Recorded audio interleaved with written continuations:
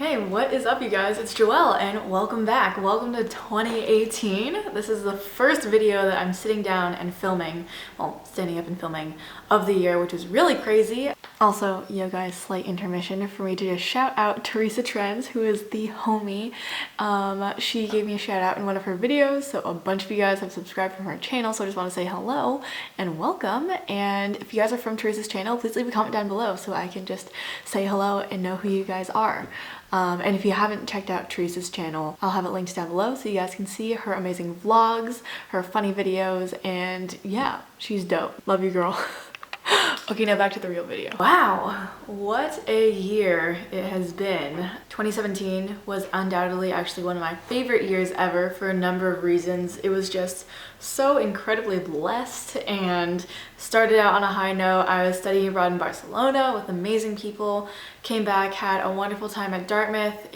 My sister, boyfriend, and a bunch of friends graduated. We had sophomore summer at Dartmouth, and it has also been the year that I have started ministry school here at Bethel. But for this video today, it is focused on going into the next year and what I want to bring with me in 2018 and what I want to leave behind. I normally do like some sort of resolutions video, but I don't know, I feel like it's kind of overdone. I've done it quite a bit and I actually didn't have very many different or unique resolutions for 2018, so that's why I'm trying a little something different. Also, before I forget, if you catch a glimpse of this shirt, it says MERP. Shouts out to Noah.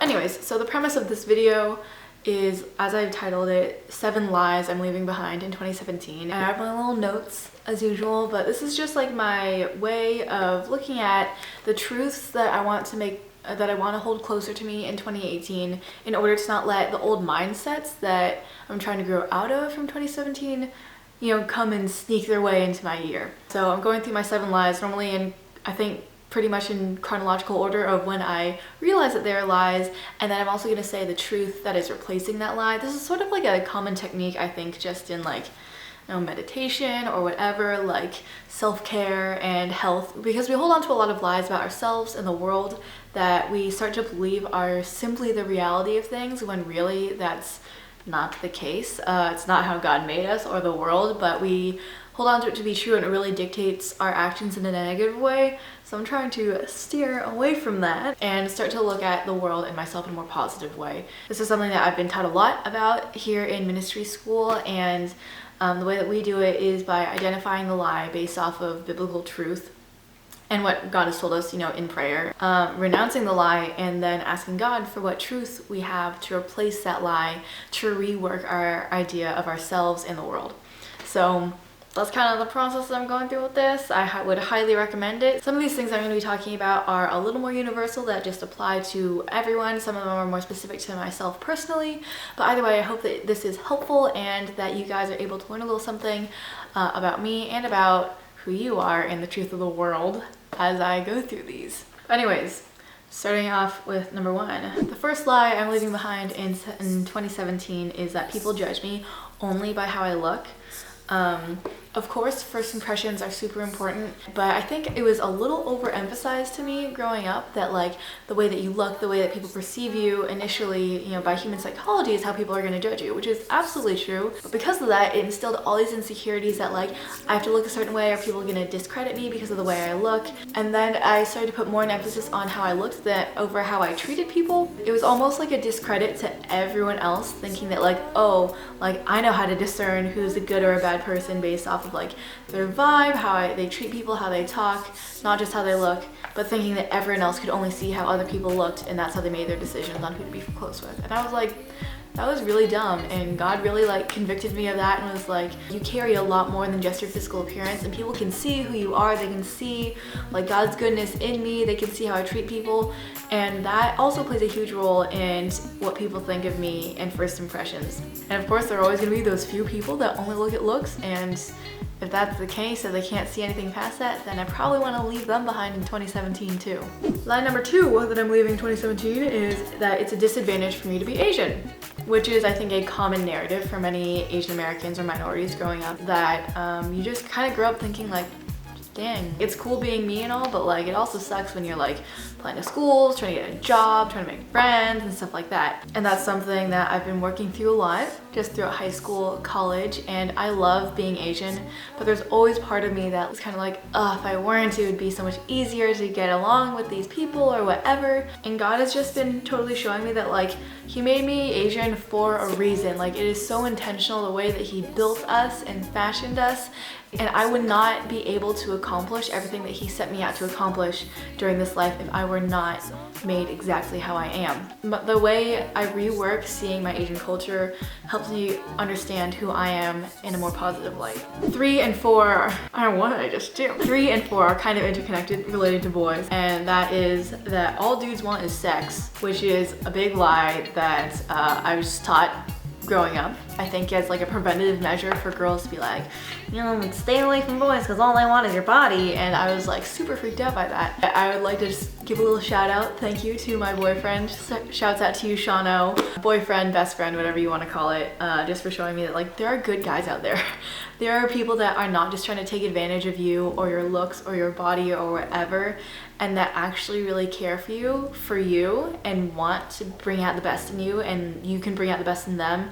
And that's an amazing thing. I've met a lot of great guys here at ministry school. Obviously, it's a ministry school, they're wonderful. Of course, there are gonna be some that you wanna stay away from, but I can't assume that about every single guy I meet. Another lie that I realized that I believed when I did the Single Life workshop, which was a dating workshop here at Bethel, was that I had this understanding that boys could spontaneously lose interest in you just at the drop of the hat. I literally thought, I think it was because their DNA, like, oh, they just like can't focus, they're just kind of like out, you know, super selfish, so that's why they lose their interest, is that like they don't really invest in you, they only invest in themselves, and once they think that you're not helping them out, they're like, okay, bye. And I really did think that about like most guys, which is super weird and kind of sad.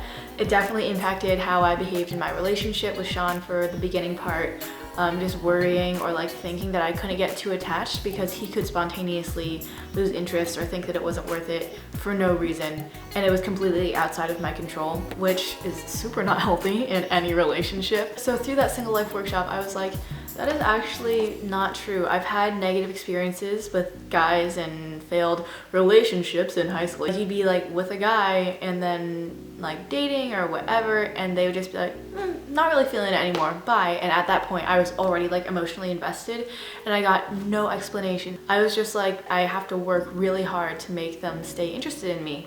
And God was just like, that's not how I made you guys. Like, there are guys that are really good who are selfless as well. So on behalf of Sean, you're welcome to all the boys who Sean has raised my opinions of, because he's been such a good example of what a good boyfriend could look like. So to anyone out there who also feels discouraged, there are good people out there. Number 5 is a little more personal, and it's that I'm missing out by leaving college for a year to come on a gap year. For those of you guys who are new here, I'm on a gap year in ministry school, leaving my, you know, ivory tower Ivy League education for a year to come here and just pursue God, basically, and what that looks like for me. It kind of like got me down a lot in the beginning of the year, thinking like, oh, I'm like gonna be forgotten, I'm not gonna have like much of a role in any of these organizations I was previously involved in or whatever, like people won't miss me, all these things like that. And God was just like, you're not missing anything, like you are gaining everything by being here this year. You are learning so much about who you are, who I am, the world, and when I go back, I feel like God's saying, like, I can restore all the lost time. Like, I am the author of time. You do not need to worry about missing 2 terms at Dartmouth. When you have the previous 2, you have the next 2, and it will be so much better because of this time that I've invested away from school, which has been pretty awesome. So, and that kind of tied into number 6, which was that I need a leadership position to make a difference in other people's lives. Because being away from Dartmouth during my junior year, which is kind of an essential year, basically puts me out of the running for most leadership positions at Dartmouth, especially because most leadership roles start in the spring of your junior year. If you're to be the president of any club or an exec for your Greek house, like, you kind of can't do that. And a lot of what I thought of myself previously was like, oh, like my identity is as a leader, I have all these leadership positions, especially in high school. And then coming here and being like, you don't get that anymore. I was like, shoot, how am I supposed to be significant in any way, you know, which is of course a ridiculous question to ask because we are inherently significant, but God really pointed that out to me, saying like, you put your identity in your title and you think that's what enables you to be a good person, to have a positive impact on other people's lives, when really it is every single aspect of your life plays into the lives of other people. And when you steward those well and in the little things are diligent in expressing God's love to other people, you don't need a title. You can simply be a good friend. You can be a good person. You could be the one that picks up litter on the side of the road. You can be someone who does the dishes so your roommate doesn't have to. Like, it's all the little things that God sees and that define us in terms of our character, and whether we have the title or not doesn't take away our ability to have a positive impact on other people. Leading from that into number 7, I'm leaving behind in 2017 the lie that my value is determined by my accomplishments. This is a big one for a lot of people because it takes a really solid understanding of who you are in God to be able to isolate yourself from everything you've ever accomplished and everything that you will achieve. Kind of funny because a lot of my confidence in my future and in what I'm going to accomplish in the future is rooted in God, and I feel like God, like, I know God has a destiny for me. I know God has like a plan for me to do good things, and one day God was just like, you know, if you never accomplished any of that, like, I would still love you. You would still be my daughter and you would still have inherent value as a human. Even if you were a terrible person, even if you lived in a vacuum, like, me being a human in God's creation has inherent value.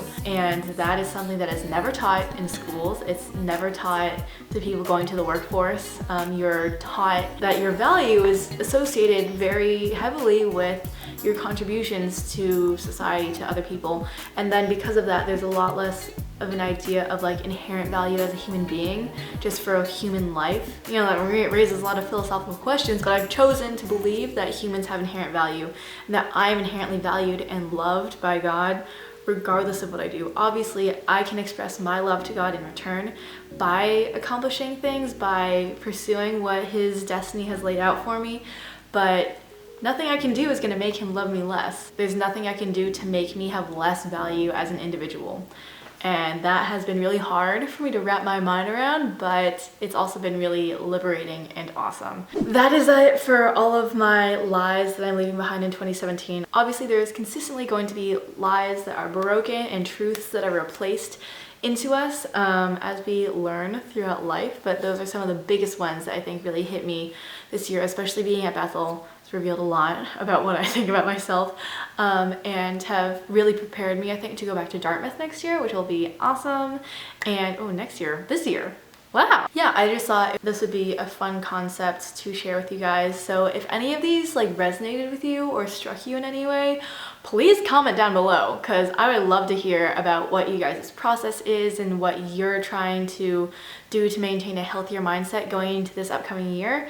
I know we're kind of like all the way through January now, but whatever. Never too late to self-improve. If you guys have not yet subscribed already and joined the J team, please do so down below and turn on the little bell notification so you're notified every time I upload and live stream, which I haven't done in a long time, but I do occasionally to catch up with you guys. And if you'd like to follow my social medias, those are all linked down below and just thrown right here for your convenience. But anyways, thank you guys so much for watching. I love you guys. Jesus loves you, and I'll see you in the next one. Peace. Let's try to make it slow. This song that no one knows. Something out of my soul feels so free tonight. So blind I didn't know. Blood rushed the cloudy ground. Walk down to the coast to see